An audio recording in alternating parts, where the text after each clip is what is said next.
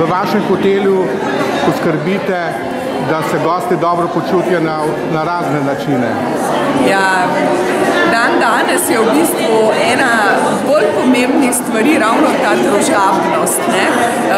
Rečemo temu nekaj, kar denar ne more kupiti. In na dopustu je pravi čas, drugače vsi hitimo sem in tja in dostikrat se zgodi, da pridejo gostje iz enega društva, iz enega kraja, pa rečemo, no zdaj boste pa imeli končno čas, da se malo pomenite med sabo, kaj je novega doma.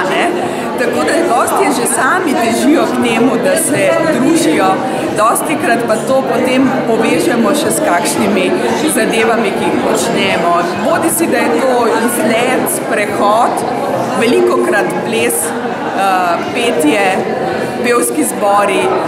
V tem primeru zdaj le zimskem času, pa seveda tudi kakšne delavnice, to vedno naleti na lep odziv med gosti. Tukaj je se res zelo živahno.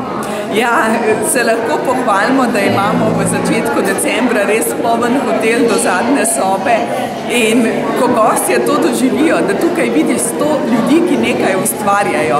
To je takšna skupinska energija, da mislim, da nobeden ne ostane ravnodušen in zato gostje tudi odhajajo zadovoljni, kar je pa za nas kot hotelirje v bistvu garancija za to, da bojo prišli drugo leto spet. No, to vsekakor drži, saj so nekateri drugi hoteli v Izoli zaprti, vi ste pa polni. Ja, imamo to srečo, da imamo izredno zveste goste in pa seveda to, da se potrudimo, da se nekaj pri nas dogaja, kar jih potegne. Zdaj pa še nas je nagradilo vreme, tako da res prid decembra na obalo je eno posebno doživetje.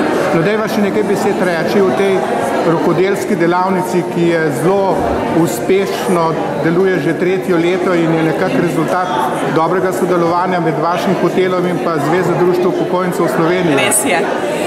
Moram tukaj izpostaviti prizadevanje prejšnje predsednice Zveze društev upokojencev Slovenije, dr. Mateje Kožuh-Novak. Ona je z izjemnim posluhom za vse aktivnosti, ki se dogajajo v društvih, iskala poti, kako to dogajanje pripeljati tudi v naš hotel. In mi smo seveda z odprtimi rokami takšno pobudo sprejeli. In rokodelske dejavnosti so v bistvu ena takih najbolj prepoznavnih zadev.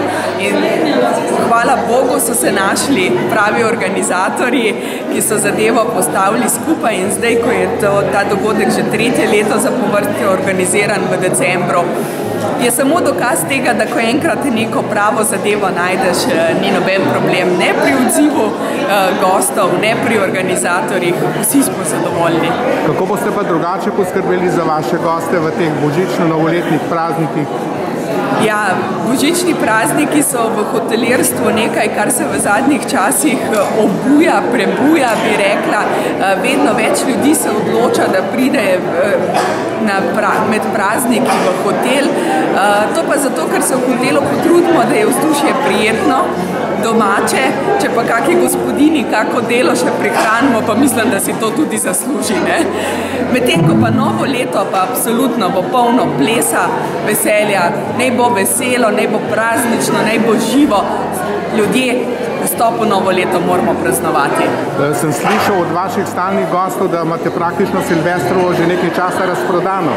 Res je. Novo leto je zelo iskan termin in ljudje ga imajo radi zato, ker je v hotelu živahno, zato, ker je veselo in to iščemo. Tega nam v zadnjih časih manjka, tako da moram reči, da tudi kar zgodaj rezervirajo. Kakšni so pa kaj načrti za naslednje leto? Mi si v naslednjem letu predvsem želimo, da bi v svetu vladal mir. To je prva zadeva, ker to je neka osnova za to, da lahko turizem sploh dela. Upamo tudi, da se bo upokojencem namenilo kakšen evro več, da si bodo lažje privoščili dopust. In si želimo normalne gospodarske situacije. Če bo to vse tako, mi v hotelu zaposleni se bomo zagotovo potrudili in če dosežemo še eno takšno leto, kot je bilo letošnjo, bomo zelo zadovoljni. A boste kaj po Knajpovo živeli v naslednjem letu? Jaz sem prepričana, da bo naš Knajpov vrt drugo leto zacvetel v pravem, polnem formatu in da bo to ena prava popestritev za naše goste. Hvala lepa za ta pogovor. Z veseljem.